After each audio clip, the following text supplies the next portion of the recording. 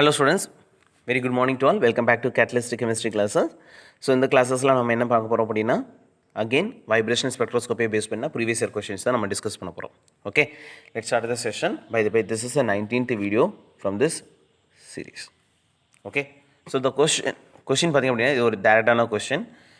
When a fundamental vibration couples with an overtone, okay, fundamental vibration overtone ஓட couple ஆனா or combination bond.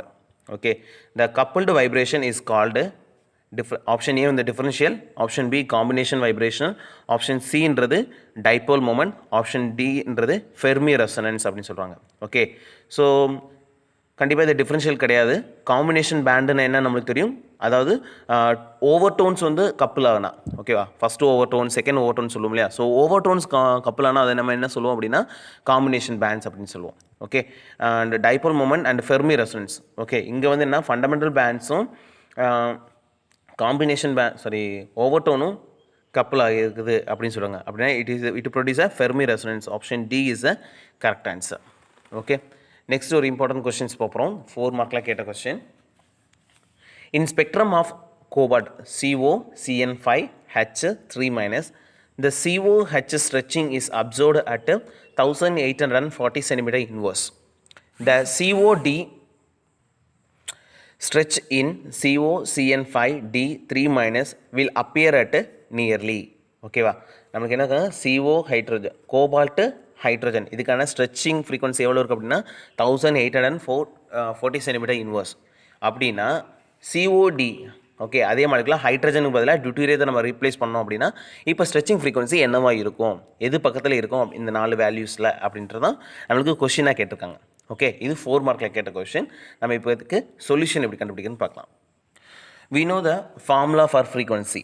Okay, நம்ம already பார்த்துருக்கோம் formula for frequency, vibrational frequency, that is nu equal to 1/2 pi root of k into mu. Okay, so மியூன்றது என்னது இங்கே reduced mass. Okay, இங்கே ரெண்டுக்கும் என்ன டிஃப்ரெண்ட் அப்படின்னா ஹைட்ரஜன் இருக்குது, இங்கே டியூட்டீரியம் இருக்குது. ஓகே, இதுதான் டிஃப்ரெண்ட். ரெண்டுக்கும் ஹைட்ரஜன் அண்ட் டியூட்டீரியம் பண்ணால் they are different only in the mass. Okay, அவங்களோட மாஸ் தான் இங்கே டிஃப்ரெண்ட். ஓகே, ஹைட்ரஜனுக்கு 1, டியூட்டீரியத்துக்கு 2 அப்படின்னு இருக்கும். ஓகே, ஸோ அப்போ அவங்க எதை பேஸ் பண்ணியிருக்காங்கன்னா மாஸை பேஸ் பண்ணி தான் இவங்களோட ஸ்ட்ரெச்சிங் ஃப்ரீக்வன்சி வந்து வேல்யூ வந்து சேஞ்ச் ஆகுது. ஓகே, அப்போது stretching frequency mu equal to 1/μ root. Okay, they are indirectly proportional. ஓகேவா, ஸோ மியூன்றது என்னது இங்கே it is a reduced mass equal to reduced mass. Okay, that is mu equal to formula என்ன அப்படின்னா m1 into m2 divided by m1 plus m2. Okay, then now இது கோபால்ட்டுக்கு அப்படி எழுதணும். Cobalt reduced mass of cobalt hydrogen. இதுக்குன்னா இப்போ எதுக்கு என்ன எழுதுவோம், MCO. Okay, mass of cobalt into mass of hydrogen divided by mass of cobalt plus mass of hydrogen. Okay, reduced mass of COHக்கு. இப்போ இதே மாதிரி டியூட்டீரியத்துக்கு எழுதணும் அப்படின்னா okay, here mu COD equal to mass of cobalt into mass of deuterium divided by mass of cobalt plus mass of deuterium. Okay, we know very well the mass of cobalt என்ன அப்படின்னா 59. okay, then mass of hydrogen ன்றது 1 and mass of deuterium ன்றது 2. okay, now what is the formula, இதுக்கு என்ன formula apply பண்ணணும் அப்படின்னா stretching frequency of cobalt deuterium divided by stretching frequency of cobalt hydrogen is equal to okay root of நம்ம reduced mass மட்டும் தான் எடுக்கிறோம், ஏன்னா remaining terms எல்லாமே equal. okay, mu equal to mass of hydrogen cobalt hydrogen and mass of cobalt deuterium. okay, so இப்போ இதில் நம்ம values வந்து சப்ஸ்டியூட் பண்ண போகிறோம். ஓகே, ஸோ இது எப்படி எழுதலாம் அப்படின்னா mass of cobalt and mass of hydrogen. okay, இதுக்கான formula. Okay, so reduced mass divided by mass of cobalt plus mass of hydrogen into இது வந்து அகெயின் பின்னத்துக்கு பின்னம் வரும். ஸோ அப்போ நம்ம தலைகீழ எழுதுவோம். ஸோ தலைகீழ எழுதுனா mass of cobalt so plus mass of deuterium divided by mass of cobalt into mass of deuterium square root. Okay, so இப்போ இதில் பார்த்திங்க அப்படின்னா mass of cobalt and mass of hydrogen divided by mass of cobalt வந்து 59, mass of hydrogen வந்து +1 into mass of cobalt வந்து again 59, deuterium வந்து 2 divided by mass of cobalt into mass of deuterium. இப்போ இதை நீங்கள் சால்வ் பண்ணிங்க அப்படின்னா MCO M hydrogen divided by 60 அப்படின்னு இருக்கும். 60 into இது வந்து 61. Okay, 61 divided by mass of cobalt into mass of deuterium. Okay, now இது இன்னும் சால்வ் பண்ணிங்க அப்படின்னா see here 61 divided by 60. Okay, இது ரெண்டையும் நம்ம 1, அதாவது கிட்டத்தட்ட வந்து இது எனக்கு 1க்கு ஈக்குவல் தான். ஓகே, ஸோ அப்ராக்சிமேட்லி இதோட வேல்யூ என்ன இருக்கும், 60 divided by 61, 61 divided by 60ன்றது கிட்டத்தட்ட 1 point. Okay, 1 point very very less வேல்யூவாக தான் இருக்க போகுது. ஸோ இட் அப்ராக்சிமேட்லி 1க்கு equal. Okay, so negligible value தான் இது. ஸோ அதனால் நம்ம இதை மட்டும் எடுத்துக்க போகிறோம். Okay, so mass of cobalt into mass of hydrogen divided by mass of cobalt into mass of deuterium. So இப்போ ரெண்டுலேயும் மாஸ் ஆஃப் கோபால்ட் இருக்குது, மாஸ் ஆஃப் கோபால்ட் ரெண்டையும் கேன்சல் பண்ணுறோம். இது ரெண்டையும் கேன்சல் பண்ணோன்னா நமக்கு இருக்குது mass of hydrogen divide by mass of deuterium.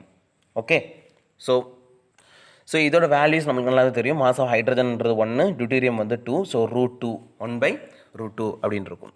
Okay, so இந்த சைடு எனக்கு ஃப்ரீக்வன்சி நம்மளுக்கு என்ன கொஸ்டின் என்ன அங்கே அப்ளை பண்ணியிருக்கோம் அப்படின்னா frequency of frequency of cobalt deuterium divide by frequency of cobalt hydrogen இருக்குது ஈக்குவல் டு √1/2. இப்போ நம்மளுக்கு கொஸ்டினில் கேட்டிருக்கு, நம்மளுக்கு தேவையானது இது தான் தேவை. ஸோ அதனால் இது இந்த சைடு கொண்டு போகிறோம். COD ஈக்குவல் டு 1/√2 இன்ட்டு இதோட value. Okay, so stretching COH. So இதோட ஸ்ட்ரெச்சிங் ஃப்ரீக்வன்சி வந்து கொஷின்ஸில் நம்மளுக்கு கொடுத்துருக்காங்க. ஓகேவா, ஸோ எவ்வளோ கொடுத்துருக்காங்க, 1/√2 இன்ட்டு இதோட வேல்யூ வந்து 1840 சென்டிமீட்டர் இன்வர்ஸ் அப்படின்ட்டு.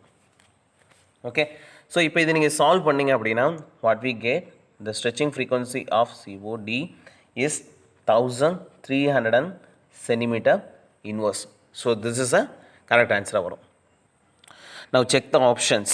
Okay, so option A is 1300 cm inverse, option B 1400 cm inverse, option B 1500, option D 1600 cm inverse. Which is the correct option?